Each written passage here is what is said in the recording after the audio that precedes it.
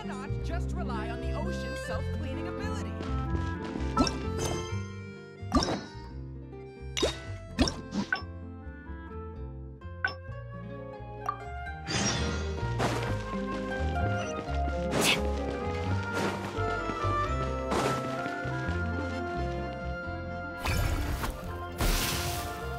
Huh. I didn't like that. Was I using it wrong? Maybe if I just...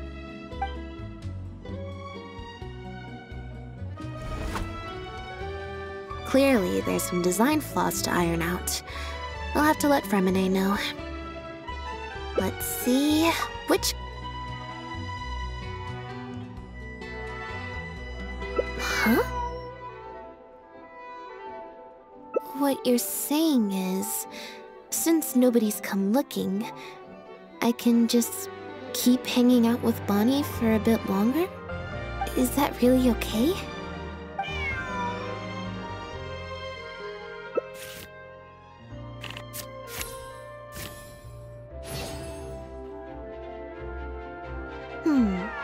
You make a good point.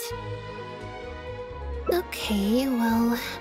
Assuming Bonnie hasn't strayed too far from where she went missing, there's a chance we might bump into her owner in either the Steambird offices or the restaurant. So, stick around here in standby mode? Yeah, that suits me. Oh, good idea. Bonnie's definitely hungry. May as well. We could be here a while. When I was trying to find somewhere I could space out earlier, collect my thoughts, I figured the cafe might be a good shot.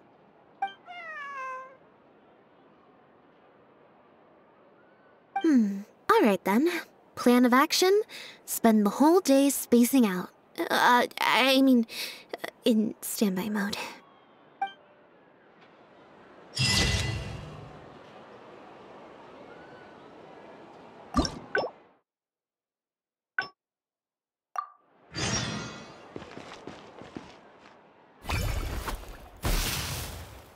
Huh, I didn't like that.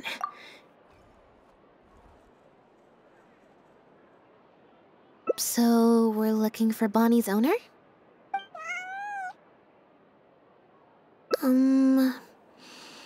I think I'll go to the Steambird and see about putting an ad in the paper. You wanna come along? I think Bonnie wants you to come with.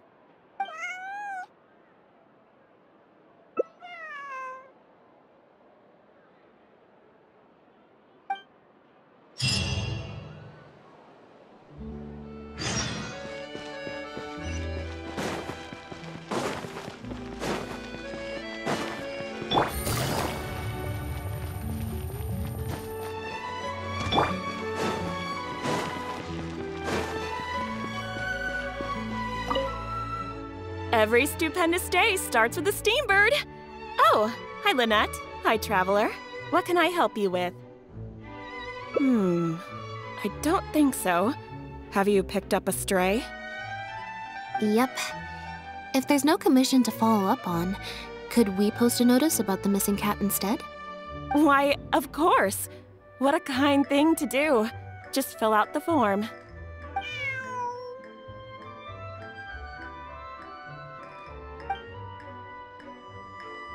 Well, we've registered you as missing. You can stay at my place until your owner finds you.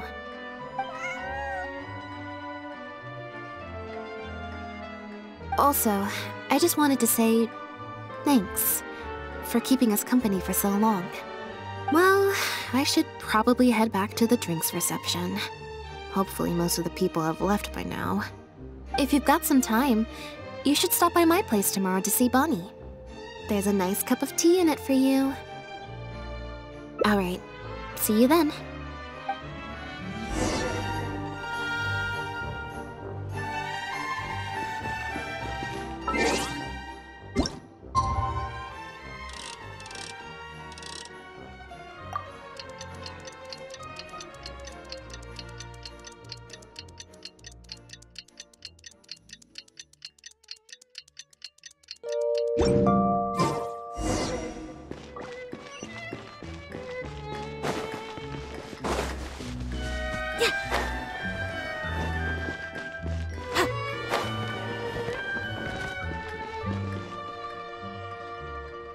I believe this cat belongs to me. I already told you, this isn't your cat. Just take a breather, you two. Oh, you're here. As you can probably see, you'll have to take a rain check on that tea I promised you. At least for now. This is my friend's cat. He's preoccupied with some important business, so I came to retrieve her in his stead.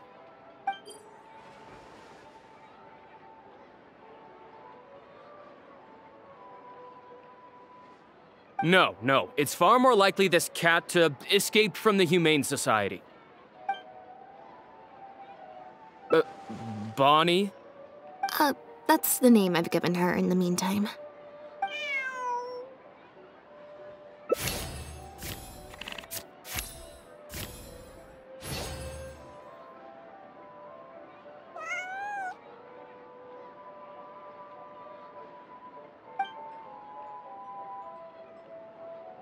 Well, this complicates things. I told you before. This is my friend's cat. It's normal for her not to trust me. Listen, I'm the director of the Humane Society, okay? We've got so many strays, dogs, cats, you name it. I'm not even the one feeding them most of the time. You can hardly expect the cat to recognize me. She just looked somewhat familiar, so I came to check, just in case. If she turns out to be one of ours, I'll take her back. Simple as that. Even if that's not the case, the Humane Society could still take her in, if no one else comes to claim her, that is. We're an organization that specializes in rescuing and sheltering stray animals. We've been in business for several decades now. I'm Bernard, the current director. The Humane Society. Huh. The name sounds familiar. I remember hearing good things. You're the one in the Quartier Lyonnais? Yes, that's the one. Anyway, if it's not too much trouble, could I possibly take a closer look at the cat? If it turns out I really am mistaken, I suppose that means the cat belongs to this lady here. She would be the only remaining option after all. It belongs to my friend. Go on, Bonnie.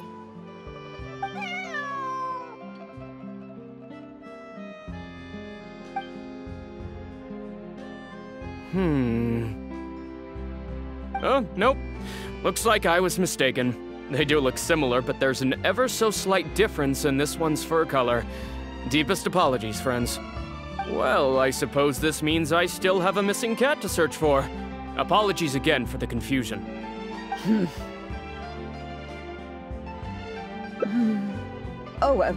Yes, exactly. Wait a second. You lied earlier, didn't you? Lied? I'm afraid I don't know what you mean. A liar always has a tell. The look in their eyes, their breathing pattern, the way they hold themselves. The things that can give you away are often more numerous than you would think. What are you talking about? The way I see it, you're conflating baseless conjecture with fact. Normally, when someone is called out, their breathing speeds up as they begin to panic. But your breathing pattern hasn't changed one bit. In fact, it's been strangely calm and measured this entire time. It stands to reason, then, that your agitated behavior earlier was all an act. If you're a bad guy, I'm sure you'll take off running the first chance you get. If you're a good guy, the most likely explanation is that you're a member of the Guards, or some similar organization. And you're basing this off of? Intuition. Nothing more. Intuition. Well, I have to hand it to you, Lynette. You're right. I'm a member of the Guards. The name's Elodie. I'm currently investigating a cross-border smuggling case. This cat here... Bonnie was her name? Well, her owner is one of the prime suspects of our investigation. A couple of days ago, our suspect got wind that we were on his tail and fled. That's most likely how he got separated from the cat. I just so happened to stumble upon your notice in the Steambird. So, I decided to see if he'd come back for her. But... it looks like I overestimated him. The impact of this case has been huge. The Marechaussee Phantom, the Guards, and the Special Patrol have all launched investigations. If there was even the slightest chance that he would show himself, I had to follow up on the lead. A new kind of illegal drug, imitation synth. We confiscated all the synth on the market, but addiction isn't something that goes away overnight. Even without substances on the market, people are still looking for a way to get their next fix. And criminals are all too eager to capitalize on that addiction. That was the impetus for imitation synth. Needless to say, a small-scale market opened up very quickly. After the original synth debacle, we put several measures into place to prevent similar incidents from occurring. The perpetrators got smart, though, and shifted their sales overseas before those measures could kick in. That's when the imitation synth smuggling began. We only recently got word of the presence of imitation synth overseas. We managed to track down evidence of some early transactions. What we were able to find out, however, hasn't proven that useful given the amount of time that has passed. The Marechaussee Phantom launched an investigation to track down every person in Fontaine capable of producing a drug like that.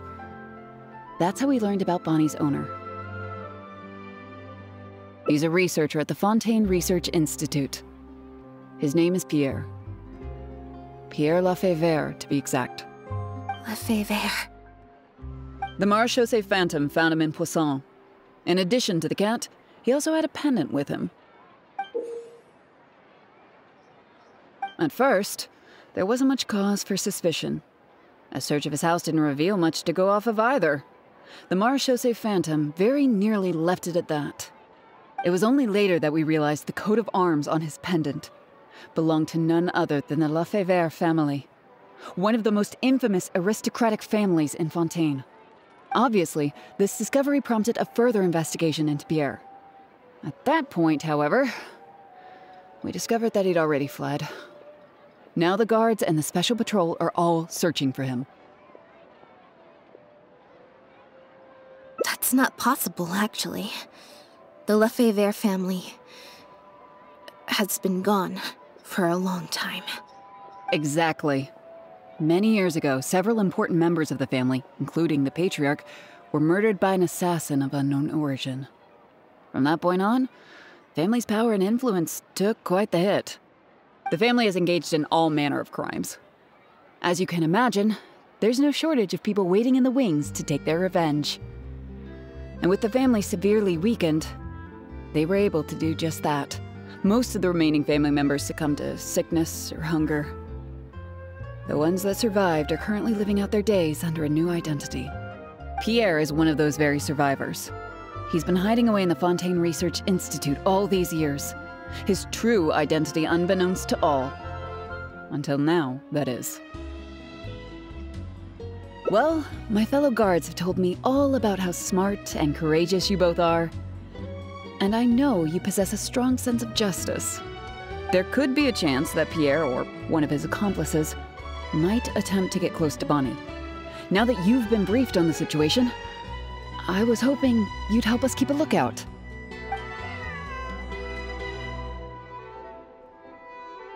If I take Bonnie back to the Guards with me, there's no way Pierre will try and come for her. Not even the most daring of criminals would attempt something like that.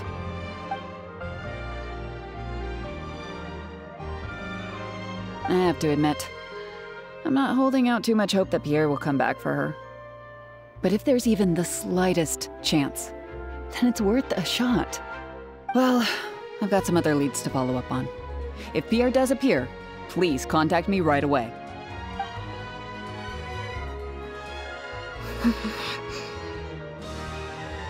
It's nothing. I'm fine. It's just... the head of the Lefebvre family. He was the eminent person who kidnapped me all those years ago. It was at a dinner party. Someone tricked me into boarding the Lefebvre family carriage. Whoever it was, they took me back to their home. But before anything worse could happen, Father intervened. Yep. Father was the one who orchestrated the fall of the Lefebvre family. That's what led Linny and I to join the House of the Hearth. After all these years. I never thought I'd hear the Lefebvre name again.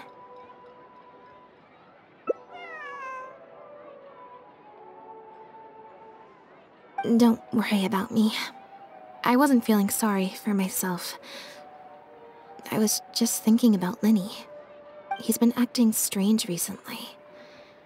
He avoids me for days on end, consumes himself with some secret investigation, and then out of the blue pushes me to do that acting job. Thinking about it now, it's almost like the one I drew from that deck of cards was part of his plan all along. He must have asked Fremine to help him out. In any case, I know he's hiding something from me. He's really pulled out all the stops this time. It's very possible. I'm sure he tried to send me away because he was afraid it would bring up some painful memories for me. It wasn't necessary, though. Even after all these years, he's still as overprotective as ever. You'll have to help me teach him a lesson if we run into him along the way. Yep. I want to head to the Fontaine Research Institute to learn more information about Pierre. Just let me activate search mode and then we'll head out. Who knows? Maybe we'll run into Linny along the way. A little bit of both, perhaps. For the most part, though, I just have the sense that something's not right. Something isn't adding up about Pierre's story. I'm just not sure what.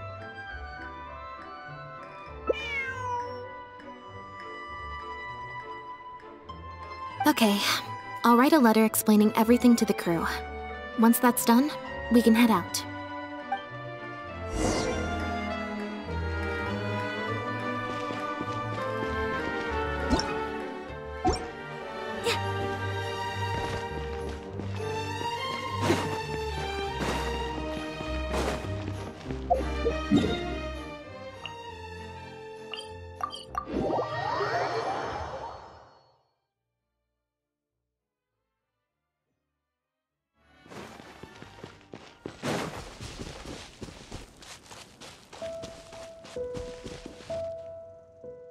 Lynette, you're, not at rehearsal? You can drop the act, brother. In fact, I don't think either of us will have a need for acting anytime soon. You should know better than to try and keep something from me. You've never been able to do that, even when we were kids.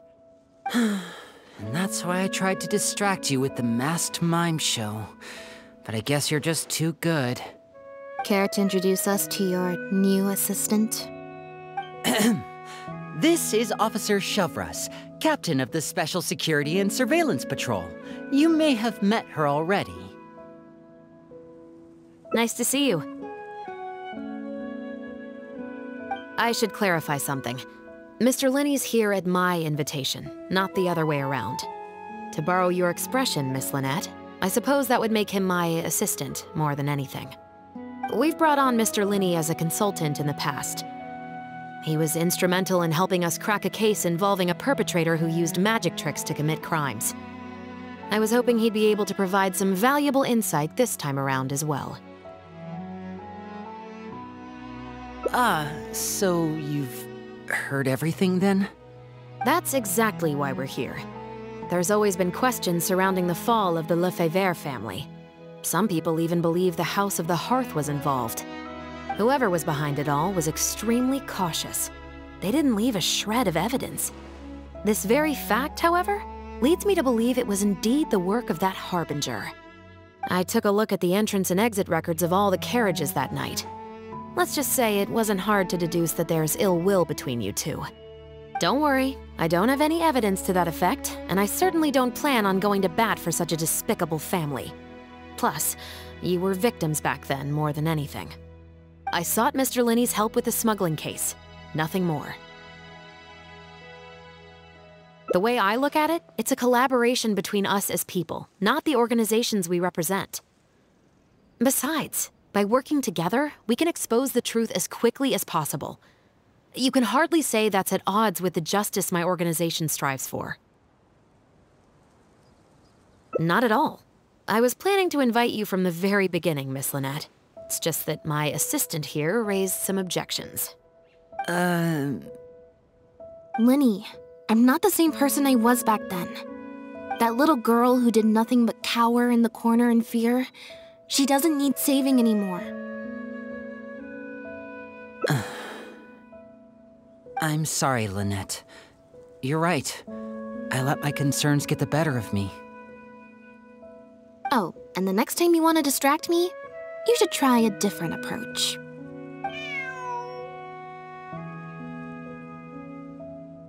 Who's this? You pick up a stray while I was gone?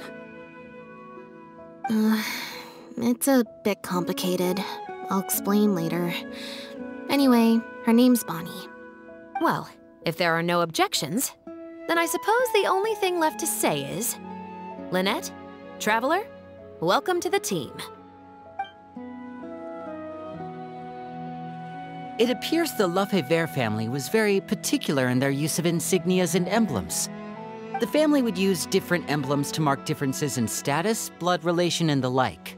In fact, the insignia that was discovered on the pendant was used to represent an illegitimate child.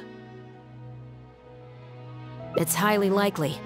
That very status might have been what allowed him to emerge from the fall of his family relatively unscathed. It would also explain why he was able to assume a new identity as a researcher with relative ease.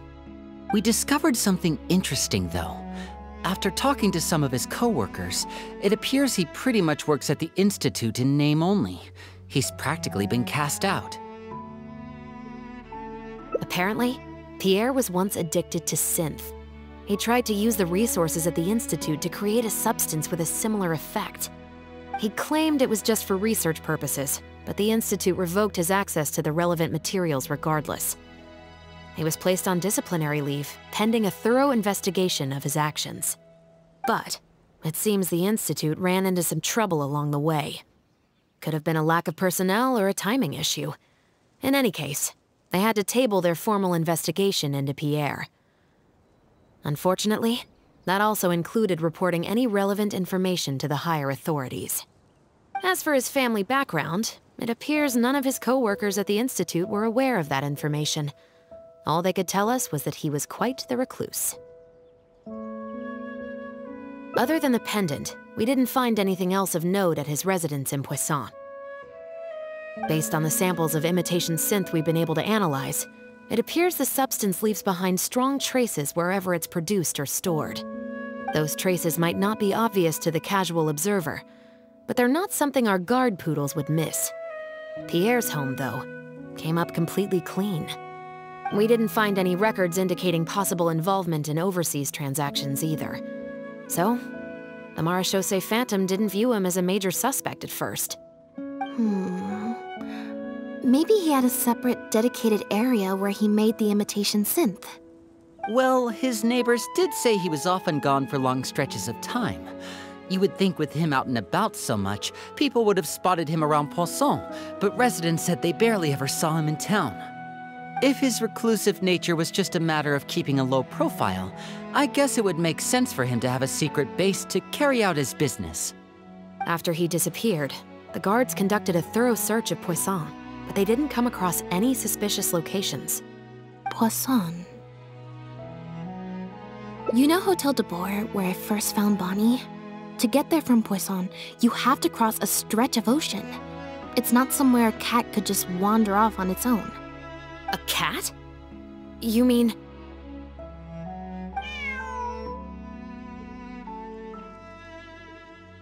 Bonnie is Pierre's cat.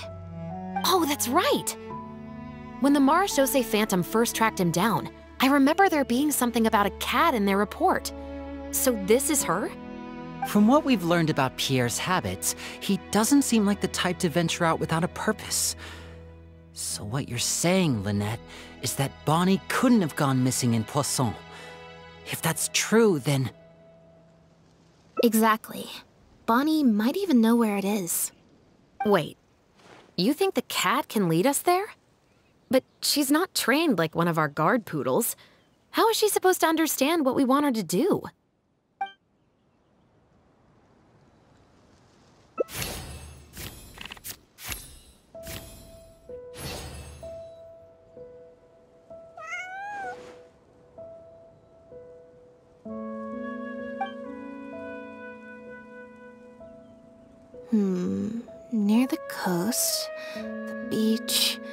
Beneath the cliffs. The place we're looking for is most likely north of the Court of Fontaine. Well, I've certainly never taken a witness statement like this before.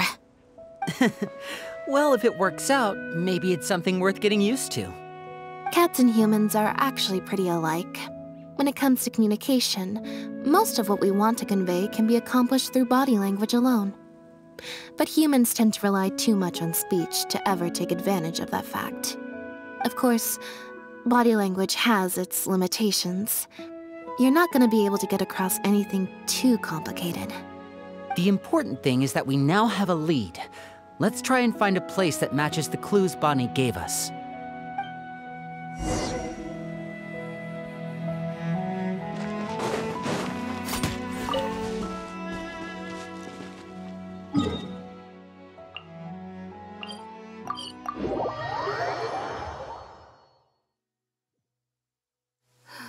It's not so much the rain that bothers me, but the mud. It's always such a pain to wash it out of my clothes.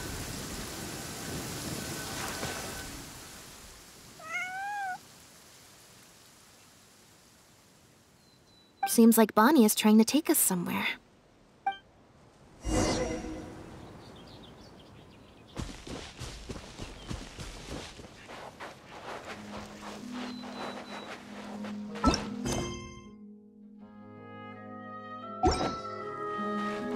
Gardamex ahead. Look out!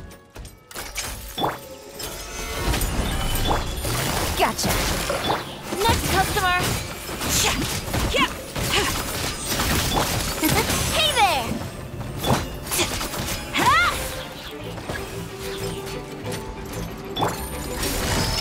Quietly now. Game's up. Fun is over.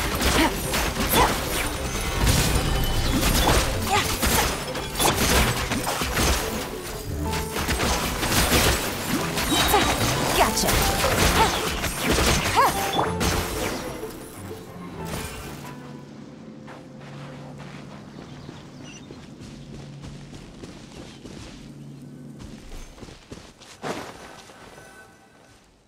Wow, Lynette, you found this place so easily. If I thought there was any chance you'd say yes, I'd recruit you into the Special Patrol here and now, no questions asked. Sounds familiar. I pretty much receive letters daily from people trying to poach her from me. Let's just focus on our search. There's a lot to investigate.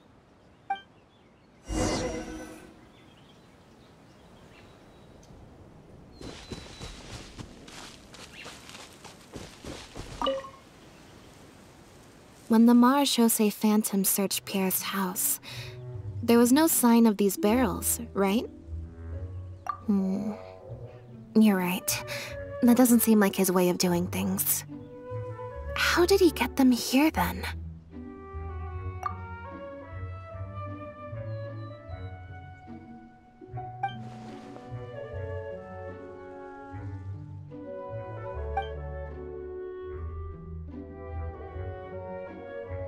Only the lower halves of the barrels appear to have been submerged in water.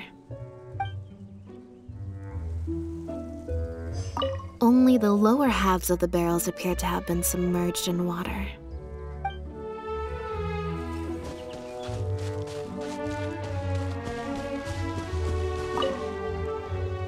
Aha! Just as we thought. This is where the imitation synth was being made. Looks like he's got more than just imitation synths stashed around here. In addition to the raw materials needed to synthesize the substance itself, there's a large quantity of cleaning agents and a few drugs I haven't been able to identify. These cleaning agents are likely used to dispel traces of the substance, like its smell. The Special Patrol did some digging into imitation synth. Our records indicate that it's very difficult for ordinary people to detect traces left behind by the stuff. I'm sure that was the case for Pierre as well. It must have taken a considerable amount of time and skill to ensure all those traces get washed away. But what are these other drugs for?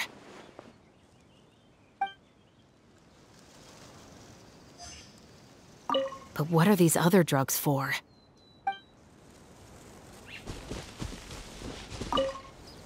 The material these bags are made of, it It's quite rare. It's the very same, actually. Romaritime flower fiber. But there's something special about the composition of these bags. I took a closer look, and it appears they're not only waterproof, but also corrosion and leak resistant. Even the strings look specially designed to keep the bags closed nice and tight. I came across some bags made of the same material just now, but they were much smaller and thinner. From the look of them, they seemed far less durable as well. Very similar, actually. Normally, it would be easy for a guard poodle to sniff out the imitation synth, but if it was sealed away in a bag like that, it might be possible to elude detection for some time. But what could these big bags be for then? If the goal is to keep the imitation synth hidden and sealed away, these bags seem a bit too conspicuous. Based on the various ingredients we've found, this appears to be where Pierre was cooking up his imitation synth. It looks like he used a special cleaning agent to get rid of any residual traces of the substance on his person before he left. That's how he was able to get past the guard poodles. So then he transferred the imitation synth into small sealed bags and took it somewhere else for the drop-off. No. I don't believe our suspect is the kind of person who'd go around carrying incriminating evidence with him. That would potentially create too many eyewitnesses. The cleaning agent and the sealed bags might get past the guard poodles, but if a member of the public or even a guard on patrol happened to see him during the drop-off, a quick search would reveal everything. That's still a very risky operation. The barrels we found were wet around the base, but the top half was dry. As if they'd been standing upright in the water.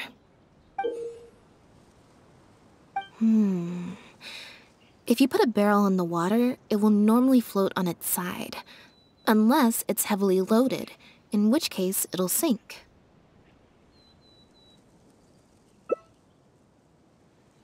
Yes. With flotation rings around the body of the barrels, they'd stay upright in the water. And then he could afford to load them more fully. You think he used floating barrels? I suppose if he acted at night, when there are very few other boats around and visibility is low, it's a valid theory. We can't rule it out. But then, wouldn't the barrels be carried off by the waves or the currents? How would the person doing the pickup know where to look?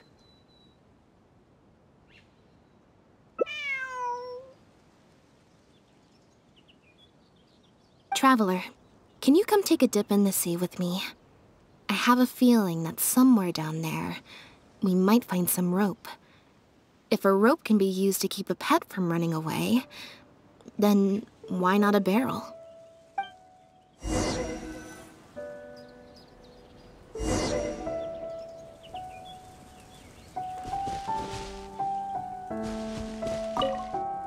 I can't believe how much progress we're making with this investigation. Without your help, getting this far would have taken me an awful lot of time and manpower.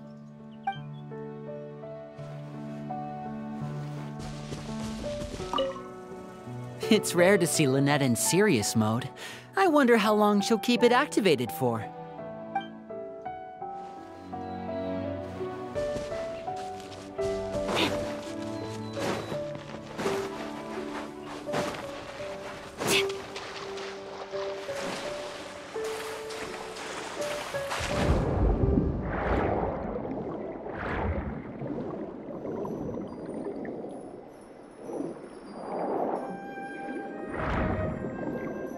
This isn't the place.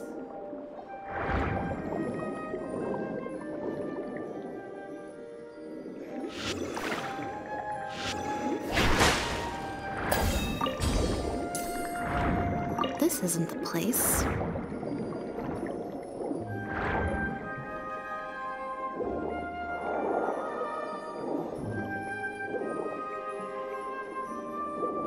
The wreckage of a small boat?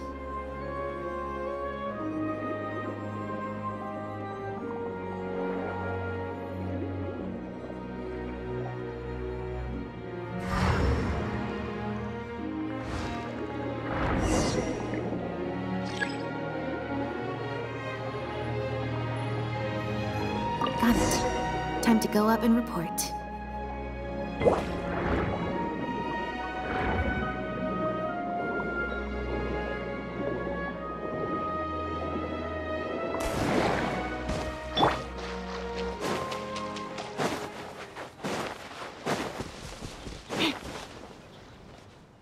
As expected, we found a few pieces of rope and some anchoring stones underwater.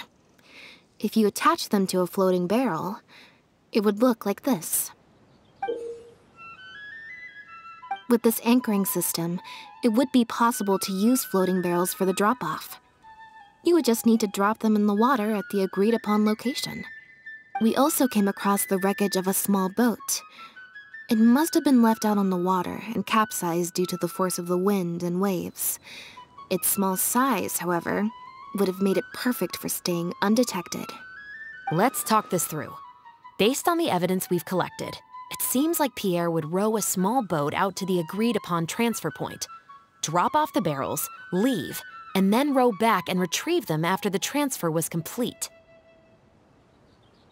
It could be that he was trying to avoid meeting up with his associate face-to-face. As one of the sole survivors of the Lefebvre family, maybe he was just used to that sort of elusive lifestyle. It seems like Pierre deliberately chose the floating barrel method so that the goods could be dropped off and picked up at separate times. That way, the two parties wouldn't have to meet each other. Well, if that's the case, they must not have a very close working relationship. Let's not jump to any conclusions just yet. Assumptions can be detrimental to solving a case. It's possible they were just trying to keep a low profile. Two boats sailing to the same location at once could be too conspicuous. The most important thing is that we can now confirm Pierre wasn't acting alone. The floating barrel drop-off system is proof enough of that. Let's say for now that he was only in charge of producing the imitation synth. That would mean there has to be at least one other person involved in the operation, likely in charge of transporting the goods across the border. Since we've determined that the goods were transported by boat, maybe we can track down some travel logs or something. We can certainly check the various ports for that information. It's possible, however, that Pierre's associate also used a small boat for the transport, and docked along the shore rather than at a large port. If that's the case, it's unlikely there would be any record left behind. Absolutely. Before Pierre disappeared, we made sure to investigate all sorts of outward-bound vessels.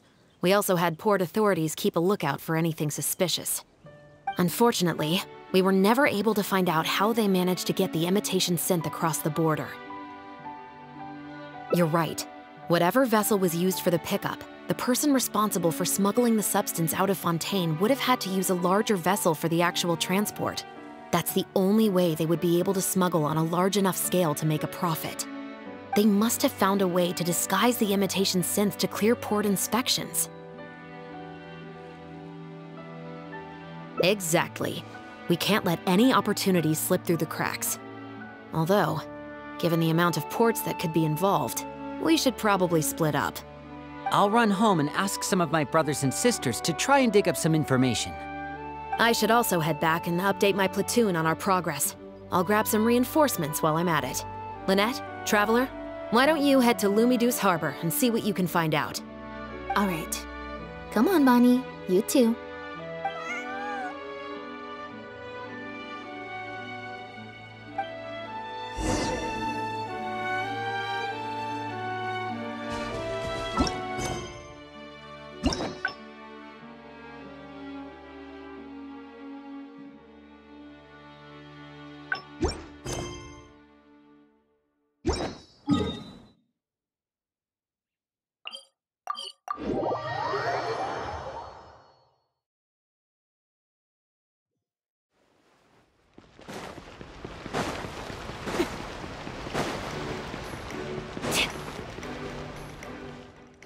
Oh, Lynette, Traveler.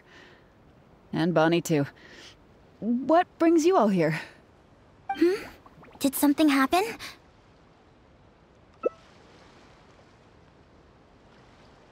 Oh. I see. Thank you for everything you're doing for the people of Fontaine.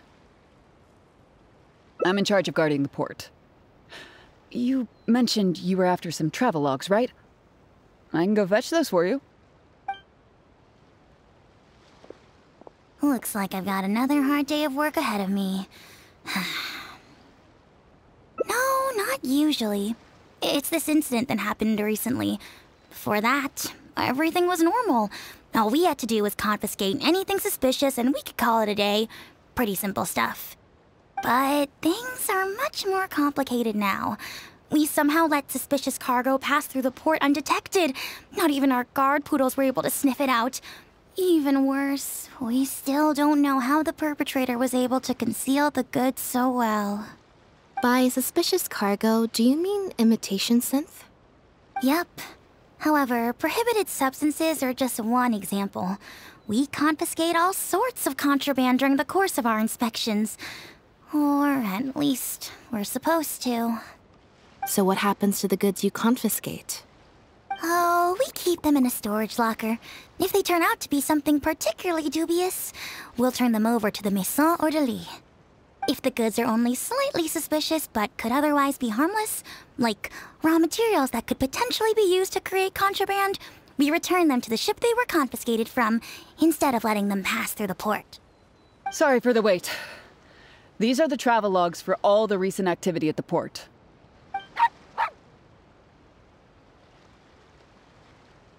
Oh, you brought Gerard with you. Actually, he followed me here himself. It's like he smells something on me.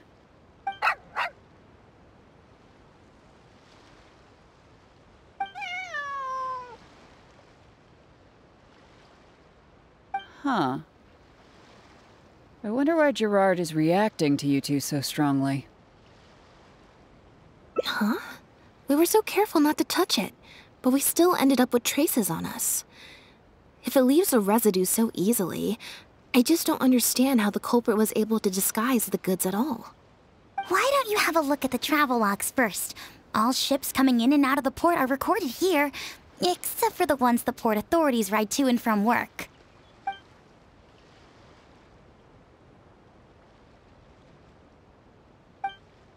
The Humane Society. Their name is all over the exit logs. The purpose for leaving is always listed as overseas adoption. Ah, the director of the organization explained that, actually. He said a lot of the cat and dog breeds unique to Fontaine are also very popular overseas. So, his organization offers an overseas adoption program. Bernard, the director of the Humane Society, was the man who came looking for Bonnie earlier.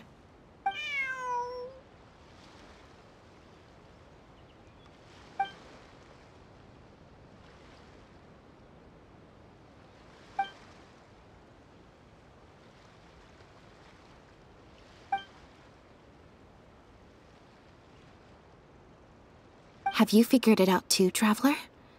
The way the criminal disguised the goods? When Bernard asked to take a closer look at Bonnie, he was actually checking whether there was any imitation synth in her stomach. Wait, what? The sealed bags we found at the secret base. They were specially made to be corrosion resistant. There were gaps around the lids of the barrels, and airbags were used to keep them upright in the water. Those drug Chevres found at the secret base, she most likely didn't recognize them because they're not used on human beings. It's an anesthetic used on pets. The perpetrator must have given it to the animals. Pierre must have made the animals swallow the sealed bags full of imitation synth at his secret base. Then, he stuffed them into floating barrels and left the rest to Bernard. The sealed bags combined with an animal's body odor would certainly be enough to mask the scent of imitation synth. During our inspections, we would have never thought to inspect the bellies of those animals for anything suspicious. Even if we tried to feel around for something, I'm sure it would be difficult to detect. Exactly. I bet Bernard even transported animals with synth in their stomach alongside ones without. That way, it would be even harder to say with certainty that something was amiss. She's probably in the clear. Otherwise, Bernard would have never left without her. I'm guessing he didn't know whether Pierre had already hidden the next batch of imitation synth before he fled. Just imagine. He sees the notice we put in the Steambird, and it turns out that one of the very cats he gave to Pierre for the smuggling operation is out in the open, roaming the streets of Fontaine. If Pierre had already hidden the next batch of imitation synth, then Bonnie would practically be living proof of their crimes. He would have had no choice but to go after her. So, that's why he came to find you and insisted on taking a closer look at the cat. Wait a second, I'm a little lost here. I get the part about hiding the substance in the pets, but those, what did you call them again? Floating barrels? Why even put the animals in there in the first place? If you've got something as convenient as a floating barrel, why not just stuff it with the imitation synth directly? Why not wait to hide the stuff until after the exchange has been made? In order to make sure the animals could swallow the sealed bags, they made them extremely thin. Had they not done that, the animals would have likely bitten or chewed through them. That step would have required a lot of energy, as well as a certain amount of technical expertise, so it was better left to the more experienced Pierre. We've already proven how easy it is to pick up trace amounts of imitation synth, so I'm sure Bernard was taking all the precautions he could to avoid the same fate.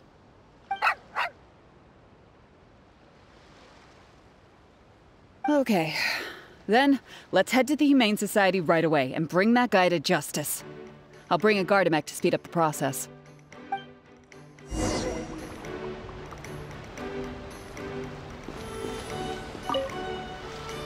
Sorry, but I can't go with you. Surely you'll be able to handle him, what, between Elodie's Gardamek and all three of you?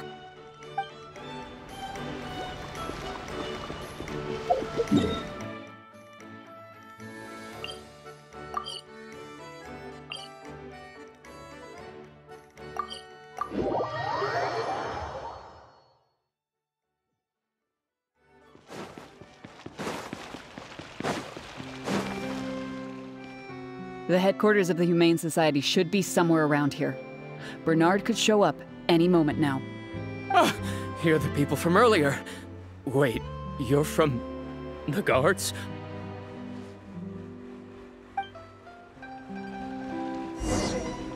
After him!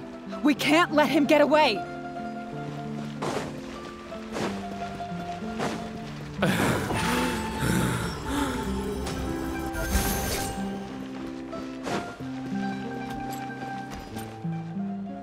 Give it up, Bernard.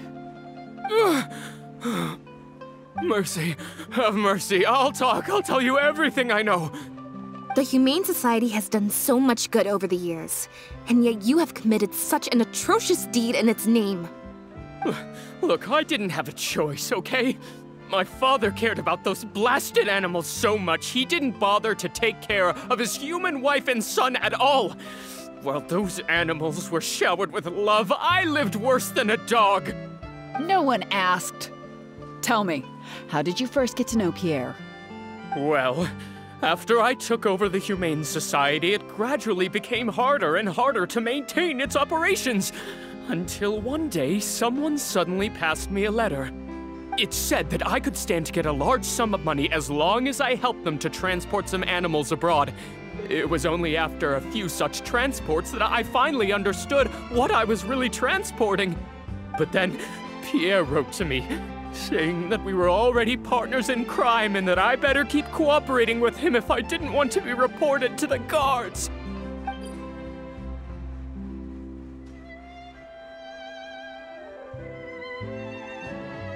You knew it from the very beginning, didn't you? The reason why you had to go through so many steps just to transport some animals. I'd suggest that you confess everything right now if you don't want to add anything else to your list of crimes. Yes, officer. I would order wooden barrels and flotation devices according to his instructions, and then load the sleeping animals onto a boat. Once I sailed to the location he provided, I would dump everything together into the sea. And a few days after that, I'd come by again in my boat and pick up the animals sleeping in the barrels. Once I had received enough of them, I'd bring them to the harbor to be adopted abroad. That guy Pierre, he was running the entire show. He set up all the meeting times and found all the foreign adopters. Oh, and he even supplied all of the goods too. I just did the transport. He was the one who planned out and executed everything else. Look, I don't know, okay? I've never ever met him in person. We've only ever communicated through letters. And when did he send his final letter to you? Just last night. He said that the Marechaussee Phantom is now after him, so he's planning to go into hiding for some time. He didn't mention where he's thinking about going, though, but he did tell me to look out for the guards. It's been a few days since Pierre's last appearance. I'd wager that he sent that letter after he found his hiding spot. I burned them. It was on his orders. I had to burn every letter after reading them. I wasn't even allowed to share them with the rest of the society employees. Sure sounds like you're trying to use the lack of witnesses or evidence to pin the blame on Pierre. No, I swear, this time I'm only telling you the truth. Well, we can check the truth of your statements at the Opera House. I hope you know what'll be coming for you if I were to find any discrepancy between the evidence and the testimony you just gave. I know, I swear I was just telling the truth. My thanks to you both. Had it not been for you, I really don't know what would have happened to this case. Bonnie helped, too. That's true. It was all thanks to her that Bernard was finally exposed.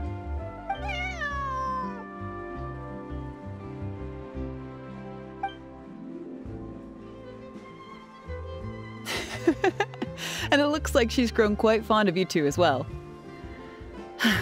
Then I'll leave you be. Just let me know if you find any other new leads.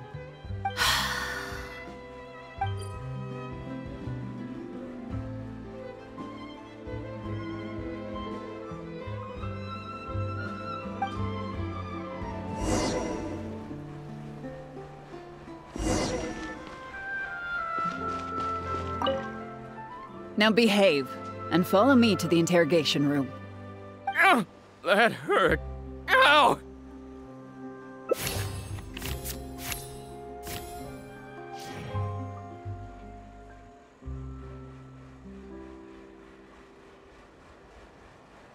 Is everything really over? I still feel like the relationship between Pierre and Bernard is not as simple as it appears. Also, I've had this strange sense that something's off the entire time we've been on the case. And it has only gotten worse. Ugh. No good. I've still got nothing, and I'm nearly out of energy. Alright, I'll stop thinking about it, for now. At the very least, we've made it so that no more animals will suffer like those poor animals did. And that's what I hope.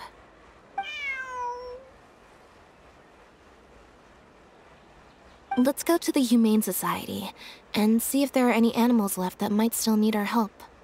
Before my energy for today completely runs out.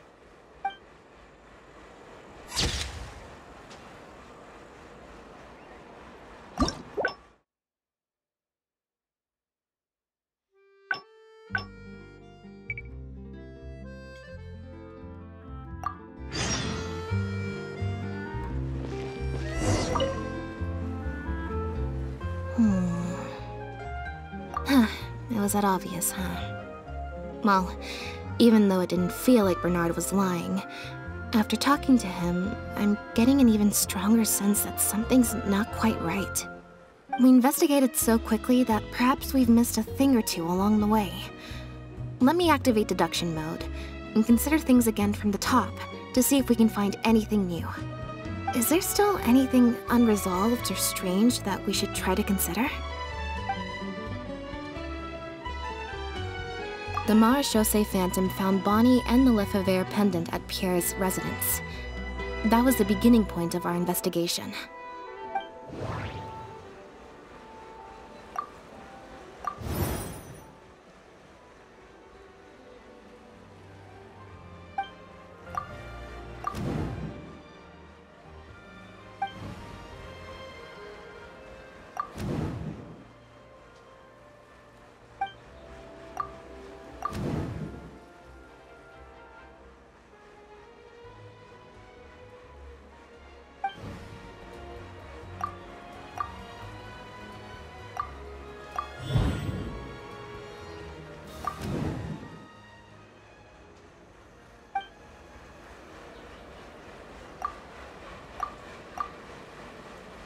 Why would he leave such an obvious trail for us to follow, when he took so much care to not leave any traces of imitation synth in his home?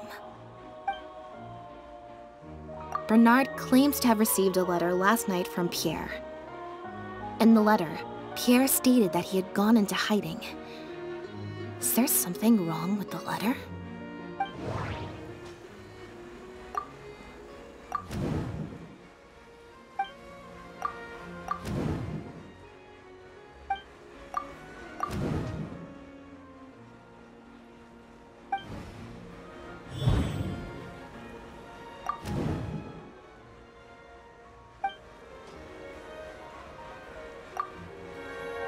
If Bonnie had imitation synth in her body, then she was a liability that had to be recovered at all costs.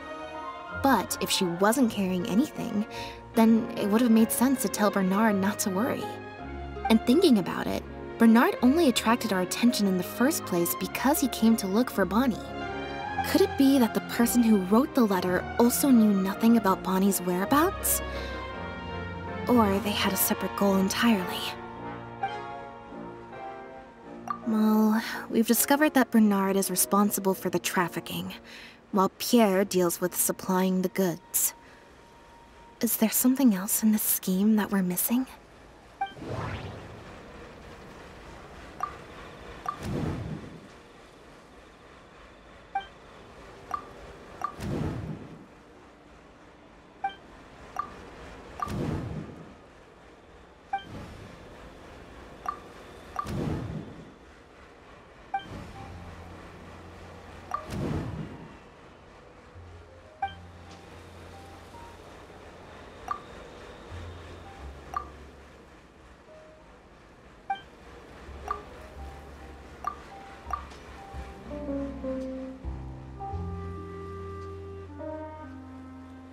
There's no need to rush. Let's see if we can find any other suspicious points about this case.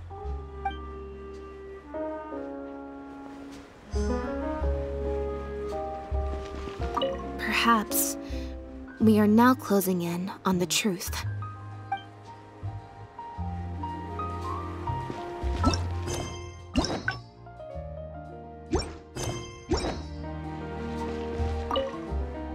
Now behave, and follow me to the interrogation room. Ow! That hurt. Ow!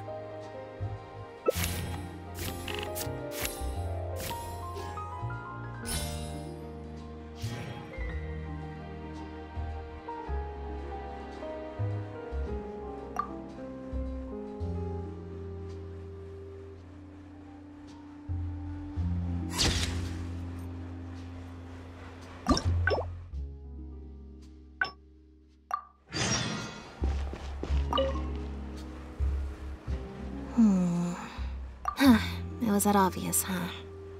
Well, even though it didn't feel like Bernard was lying, after talking to him, I'm getting an even stronger sense that something's not quite right. We investigated so quickly that perhaps we've missed a thing or two along the way. Let me activate deduction mode and consider things again from the top to see if we can find anything new. Is there still anything unresolved or strange that we should try to consider?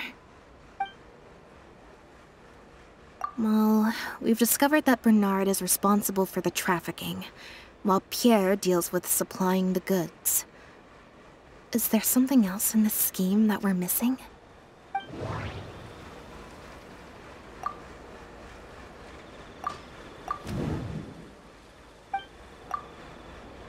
Yeah, according to Bernard, Pierre also supplied all of the goods. But if the Marechaussee Phantom's records are correct, Pierre should have lost all access to the materials required to create the imitation synth. And the Institute has also not reported any theft of their stocks.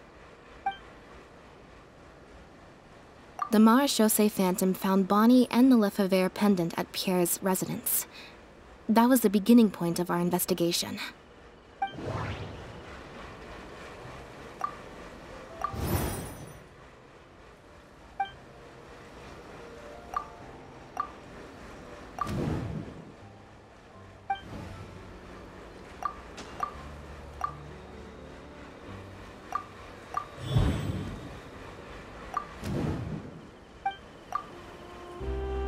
why would he leave such an obvious trail for us to follow when he took so much care to not leave any traces of imitation synth in his home? Bernard claims to have received a letter last night from Pierre.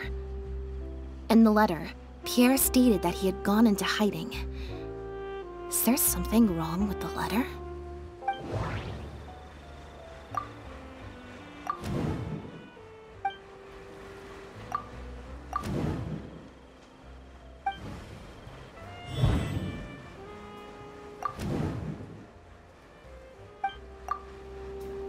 If Bonnie had imitation synth in her body, then she was a liability that had to be recovered at all costs. But if she wasn't carrying anything, then it would have made sense to tell Bernard not to worry. And thinking about it, Bernard only attracted our attention in the first place because he came to look for Bonnie.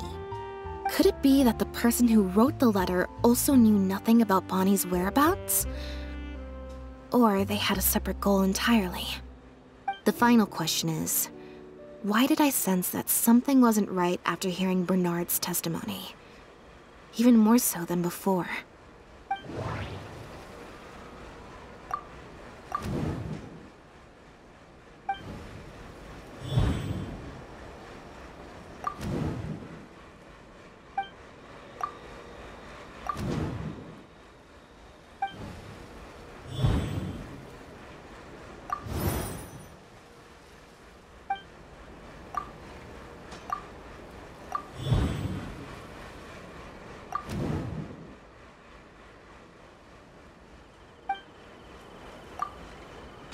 Deductive mode deactivated.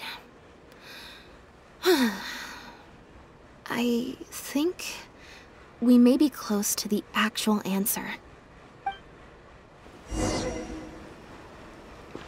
Perhaps we are now closing in on the truth.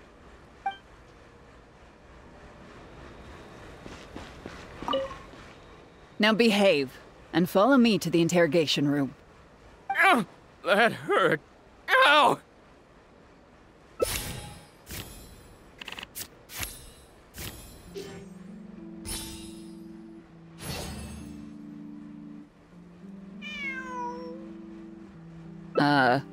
Is there something else you need from me, Traveler? Huh? I see. It all makes sense now. Hey, what are you talking about? Look, even our confessed criminal here has no idea what you're saying. Because he has been kept in the dark all along. And I assume it's the same with Pierre.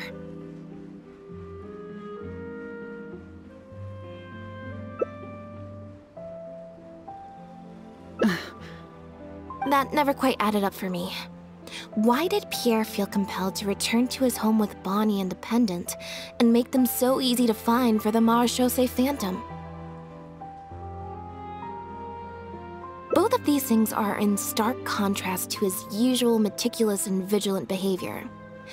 There's only one reasonable explanation. He was following orders, just like Bernard. He probably received the following instructions right before the Phantom came knocking on his door.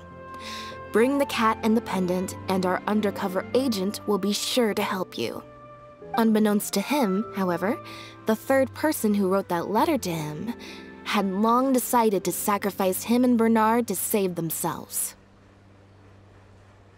What? You can't be serious. There was a third person involved? If you focus only on Bernard's testimony, it's easy to believe that only Bernard and Pierre were working together. The case appeared extremely simple. Bernard did the trafficking, Pierre the imitation synth production, drugging, and stuffing. What? Wait. But that doesn't make any sense. If that's the actual truth, then as soon as Pierre is caught, he'll explain his side of the story and the third person will... Yep, which is why the third person made sure that Pierre would never be found again. Once they had instructed Pierre to expose himself, the third person wrote to Pierre again, suggesting that everything had been taken care of, and he should take Bonnie and safely return to his base. Of course, Pierre's disappearance at such a sensitive time immediately made him a prime suspect. Knowing that Bonnie had last been seen with him, All the third person would have to do from that point on would be to lead the Phantom to investigate the Humane Society and get Bernard to confess the truth. Wait, so you're saying that the letter I received yesterday, the one that made me think Pierre was still alive, it was also sent by the third person? Is that what happened? I'll get back to headquarters right away and reinvestigate this case from the top. Chevra said that assumptions can be detrimental to solving a case. Someone among us, however, has been feeding us all kinds of preconceived notions ever since our first meeting. They suggested that Pierre's disappearance was an attempt to escape the judgment of the law, and that Pierre was a scion of the Lefebvre family.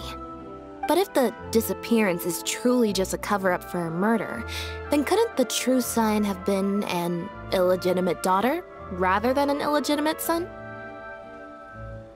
Huh? Haven't you taken this joke a bit too far? You're right.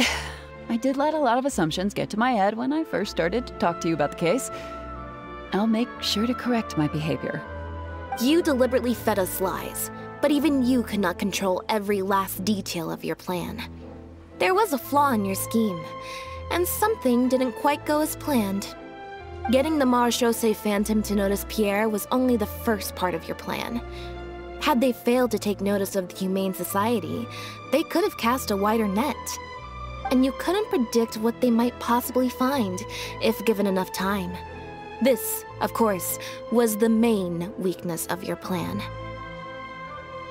As someone accustomed to acting from behind the scenes, you didn't want to take the risk of personally proposing a raid on the Humane Society.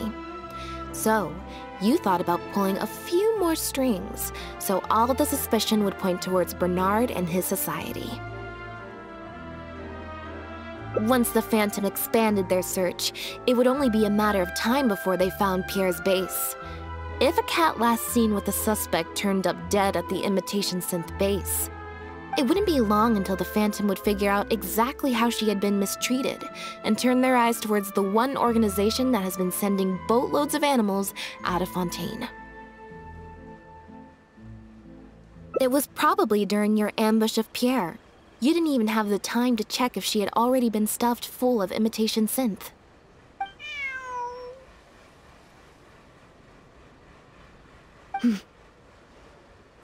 Still, you soon found another opportunity. Before long, Bonnie had made her way back into the city, and even popped up on the Steambird. Like Bernard, you desperately wanted to confirm the contents of her stomach, so you hurried to find us. Unlike Bernard, however, you were hoping that Pierre did have the time to make her swallow a load of imitation synth. While investigating the suspect's cat, we unexpectedly discovered that the suspect has been smuggling imitation synth using living animals as intermediaries. That was your plan, in any case. With that, you'd have been able to lead the investigation towards the Humane Society. Bonnie had managed to escape before Pierre was able to stuff her full of imitation synth. That part of your plan could no longer be carried out. But as shrewd as you were, you came up with another plan right away. You manipulated the Traveler and I to help you identify Bernard as a key suspect. You used the Lefebvre name as bait to get us to join your investigation. With 2 extra bodies around, the Special Patrol is sure to soon take note of the strange event of Bernard somehow having a reason to look for Pierre's cat.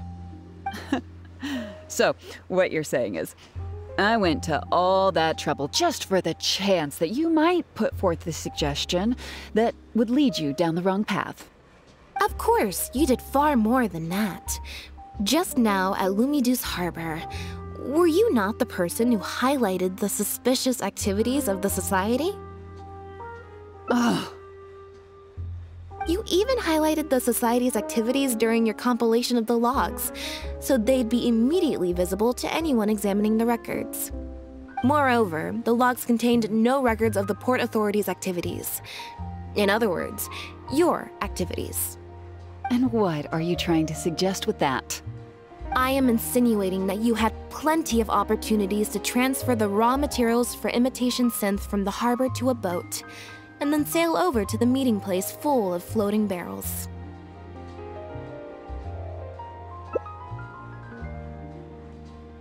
And that's how neither the trafficker nor the manufacturer knew there was a third person who supplied the raw materials, and surreptitiously operated between them.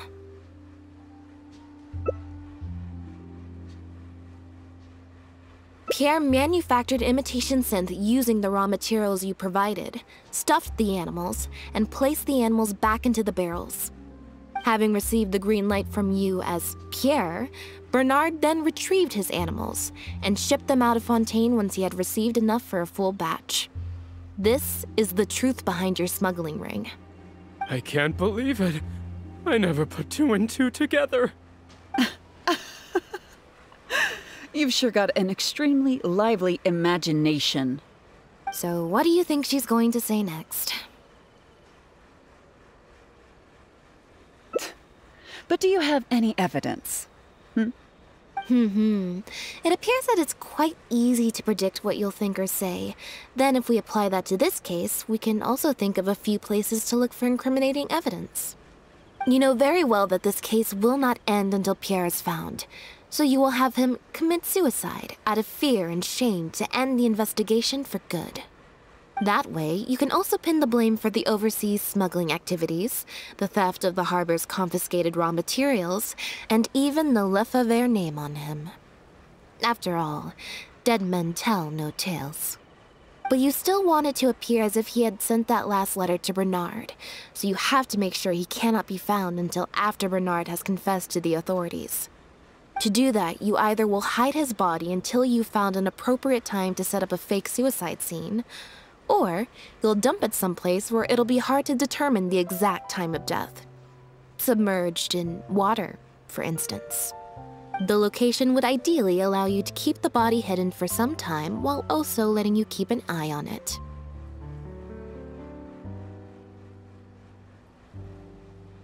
There are only so many options to hide a person's time of death, after all. As long as the Phantom investigates each of the possibilities in turn, they'll surely find Pierre's remains.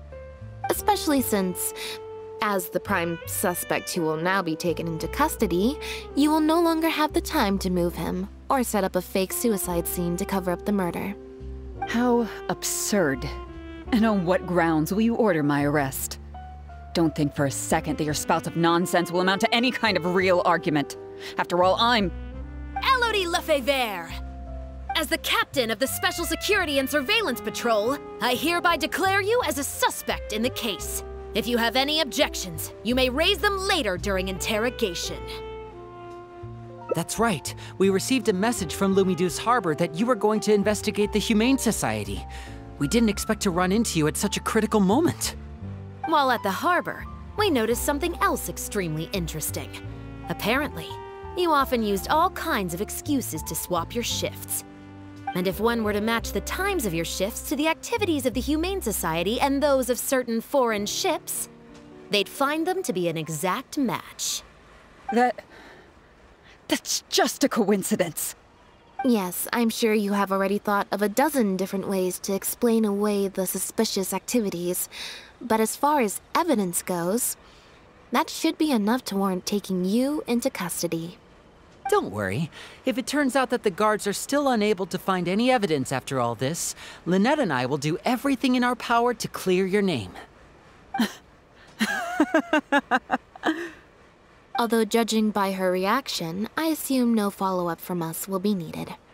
The Lefebvres were infamous for using disguise and infiltration to achieve their goals. Who would have thought that they would have planted someone within the guards?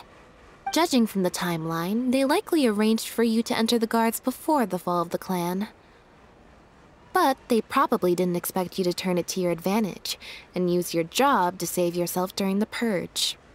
Not only that, but you actively participated in the interrogation, arrest, and judgment of the Lefebvres during their fall, thus clearing yourself of suspicion. You brutally and cruelly abandoned your allies as soon as they outlived their usefulness, just like a lizard cutting off its own tail in order to live. You've been doing this for years. So you played me like a fool after all? Ah!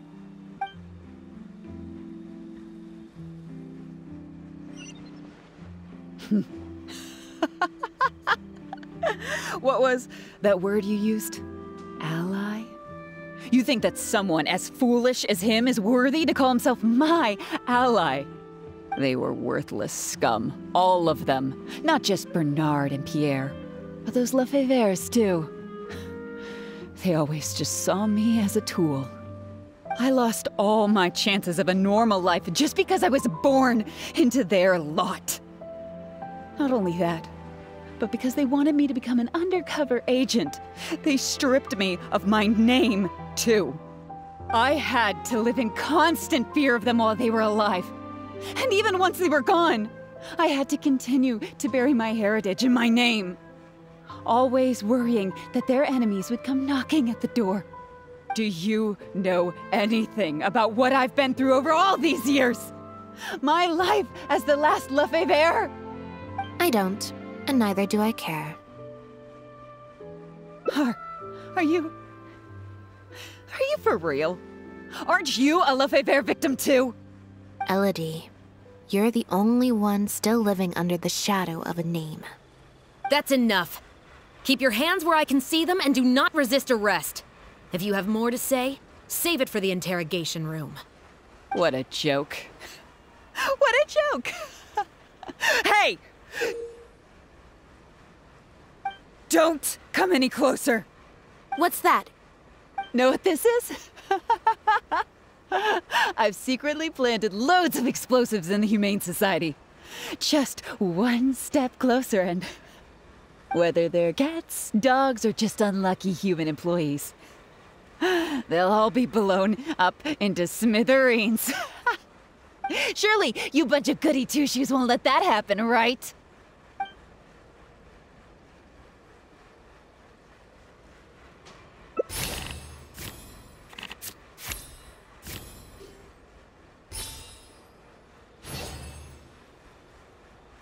I can understand how you feel.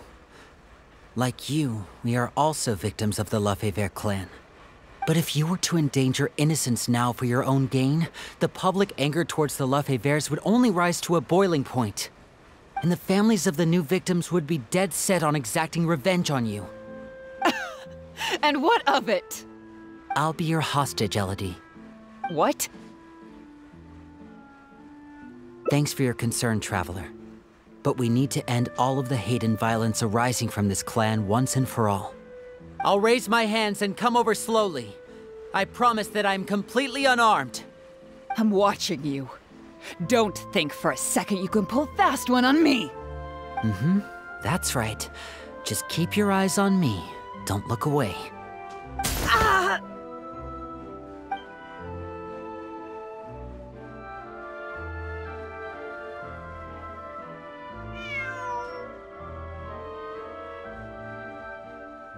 Phew. So I was right after all. It's easier to deal with the person causing the problem than the problem itself. This is it. Looks like it's just a toy. Guess that's probably why she suddenly flipped and knocked out Bernard. He probably knew that there were no explosives at the society. Well, given that she never even showed her face to Bernard and Pierre, I had my doubts that she'd have gone to the society in person to plant explosives. Thank you for your help, everyone. I'll take them back for thorough questioning, and find someone better to take over the Humane Society. I might need a few statements from everybody. Would you be able to come with me? If statements are all you need, can Linny provide them on my behalf? I still need to go back and explain some things to the crew. I also had an appointment with the Traveler before we got interrupted.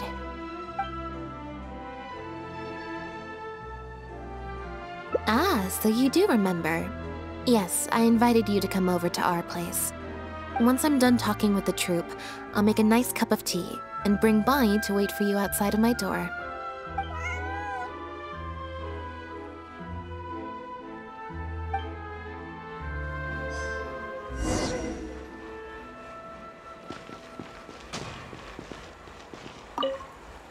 must have spent a record-breaking amount of time in serious mode today. I can't remember the last time I've seen you like this. Is it because of a special someone? Based on information that we found before, imitation synth was first circulated on a small scale in Fontaine before becoming a large-scale smuggling scheme. I'd assume that the first offerings of imitation synth came from what Pierre made in his early days. But since he was not experienced with running a clandestine operation, he was soon discovered by guard Elodie. Elodie saw the opportunity to make a great profit in his work, and perhaps even the chance of making a new life for herself, so she decided to cover his tracks. She started writing to him in Bernard's name, using what evidence she had compiled and the promise of enormous profits to blackmail him into cooperating with her. Unfortunately for her, she ran into Lynette. Even though my sister doesn't like to focus too much on a regular day, serious mode Lynette is one of the most perceptive people I've ever known.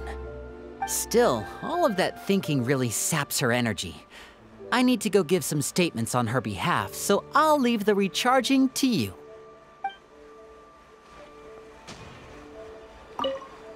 You must have spent a record-breaking amount of...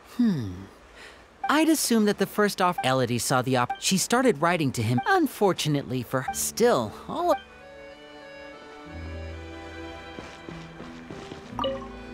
You can leave the rest of this to me. The other guards will be joining me shortly. Don't worry, they won't have another chance to escape. The materials have many other regular uses outside of being used to make imitation synth, so they're not immediately subject to being confiscated or destroyed. The harbor would usually just seize them for some time while the customs paperwork is filled out and approved. If approved, they'd be let through, and if not, they'd be returned to sender.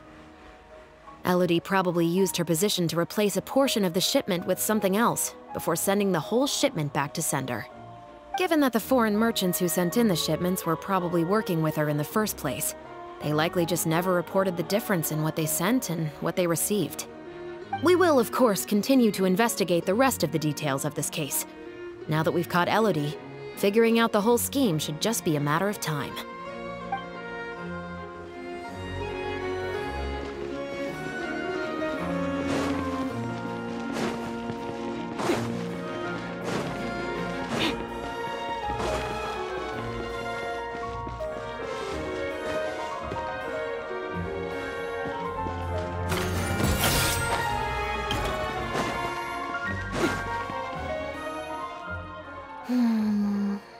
Black tea and a cute kitty. Truly the best combo for standby mode. Want some?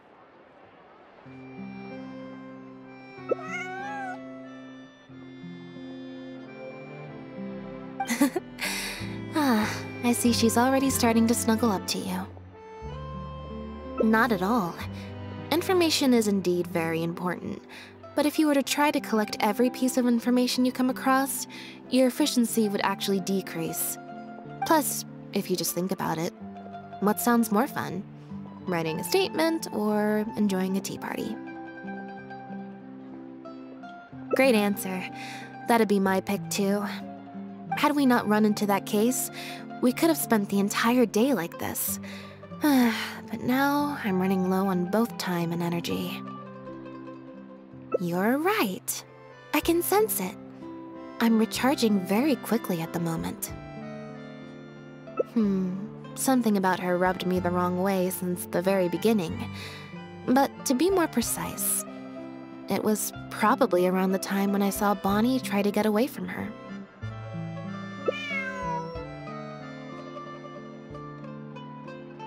Elodie tried to get close, but Bonnie deliberately dodged her. Maybe Bonnie had tried to evade her before at Pierre's base. Or perhaps Bonnie just instinctively knew that she wasn't a good person. Not everyone who likes cats is a good person. But if cats like you, you're probably alright. Humans tend to overthink things, but cats rely on their instincts, and they're pretty sharp. I mean, just look at Bonnie. She took a liking to you the moment you met.